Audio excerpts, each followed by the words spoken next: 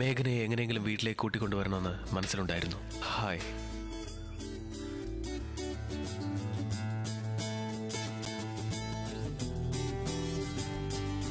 ഇവിടെ എന്ത് ചെയ്യുക? ഞാൻ വരുമെന്ന് പറഞ്ഞല്ലേ. ഓ ഇതോ, പേടിക്കണ്ട, ഞാൻ പാടാനൊന്നും പോകുന്നില്ല. നീ എന്നെ മറന്നാലോന്ന് വെച്ച് അതുകൊണ്ടാ.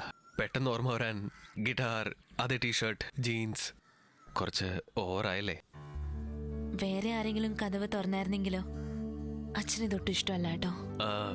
അത് ശരിയല്ലേ, അച്ഛനാണെങ്കിൽ അങ്ങനെ ആവണം. പക്ഷേ ഇപ്പോഴദ്ദേഹം വീട്ടിലില്ലെന്ന് എനിക്കറിയാം. അച്ഛനും അമ്മയും പുറത്തേക്ക് പോകുന്ന ഞാൻ കണ്ടു. വീട്ടില് വേറെ ആരും ഇല്ലല്ലോ? ചേട്ടൻ ഇല്ലല്ലോ? അയ്യോ, അങ്ങനെ ചിരിക്കല്ലേ മേഘന. നീ മറന്നു കാണുമെന്ന് വിചാരിച്ചു. റിയലി വീണ്ടും ഞാൻ നിന്നെ കാണുമെന്ന് പ്രതീക്ഷിച്ചില്ല. എന്താ വേണ്ടേ? സംസാരിക്കണം, ഇടപഴകണം അന്ന് പറഞ്ഞ ഓർമ്മയില്ലേ? ഒന്ന് പരിശ്രമിച്ച് നോക്കാന്ന് വിചാരിച്ചു. Can I take you out? Dinner? Breakfast? Coffee? Lunch? Tea? Dinner? നാളെ നോ പ്ലീസ്. ഇപ്പോൾ അതിന് സാധിക്കില്ല. നാളെ പറ്റുമെന്ന് തോന്നുന്നില്ല. തീർച്ചയായും സാധിക്കില്ല. ഒരുപാട് ജോലിയുണ്ട്. ഒരാഴ്ച കഴിഞ്ഞിട്ട് ലീവിങ് ഔട്ട് ഓഫ് ടൗൺ. പിന്നെ അത്ര പെട്ടെന്നൊന്നും പുറത്തന്നെ കാണാൻ കഴിയില്ല. അച്ഛൻ സ്ട്രിക്റ്റ് ആണ്.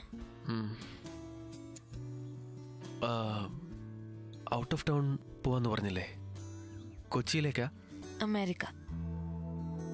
എന്ത്, അമേരിക്കയോ? ഹോ, ചുമ്മാ ഹോളിഡേ? അല്ല, പഠിക്കാൻ പോവാ. MS computer engineering. MS? ഏത്, ഈ 2 വർഷം പഠിപ്പിക്കുന്നതോ? അതാണോ?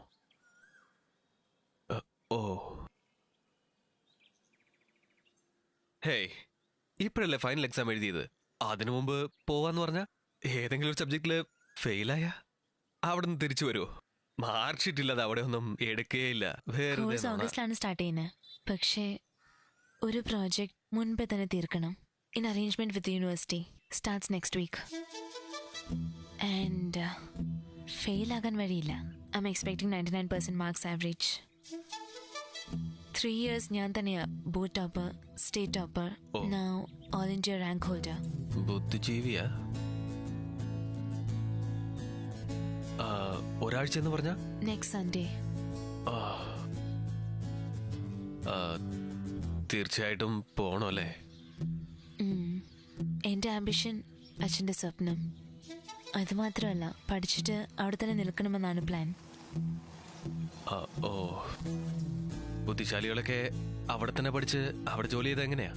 അവിടെ പഠിച്ച് അവിടെ ജോലി ചെയ്ത് അവിടെ ശമ്പളം വാങ്ങി അവിടെ ടാക്സ് കിട്ടും. ആ നാട് നന്നാവും. ഇവിടെ പഠിച്ച് ഇവിടെ ജോലി ചെയ്ത് ഇവിടെ ടാക്സ് കിട്ടാലോ. നമ്മുടെ നാടൊന്നും നന്നാവട്ടെ, കൂടെ ഞാനും നന്നാവുമല്ലോ. അന്ന് തന്നെ ഈ കാര്യം എന്നോട് തുറന്ന് പറയായിരുന്നല്ലോ. വെറുതെ 5 ദിവസം വേസ്റ്റ് ആവില്ലായിരുന്നു. അടുത്ത ദിവസം തന്നെ ഞാൻ വന്നേനെ ഈ ഗിറ്റാറും കൊണ്ട്. അതാ പറയുന്നേ, ലവിൽ ഡീസൻസി ഒന്നും പറ്റില്ല.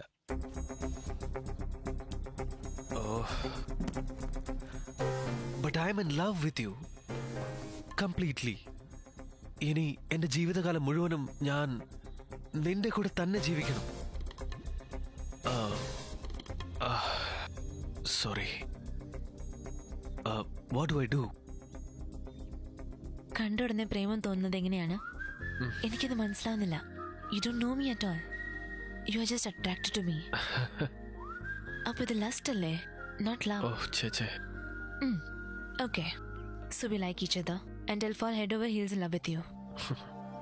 അതിനുശേഷം അച്ഛനും അമ്മയ്ക്ക് നിന്നെ ഇഷ്ടമാണ്. അച്ഛൻ ഷുഡ് ബി കൺവിൻസ്ഡ്. അച്ഛൻ ചോദിക്കും എന്ത് ജോലിയാണെന്നും ഏതുവരെ പഠിച്ചിട്ടുണ്ടെന്നും നല്ല ചെറുക്കനാണോന്നും. Is it all like an handsome? ഒരുപാട് സമ്പാദിക്കുന്നുണ്ടോ? നിന്നെ നല്ലപോലെ നോക്കുമോ? നിനക്ക് വേണ്ടി ജീവൻ തന്നെ കളയാൻ തയ്യാറാണോ? Of course. ശരി, സൂര്യ തന്നെയാണെന്ന് അച്ഛൻ പറയണം. നിന്റെ വീട്ടിലും അങ്ങനെ തന്നെയല്ലേ? ഈ പെണ്ണ് തന്നെയാണെന്ന് നിന്റെ അമ്മയും പറയണ്ടേ?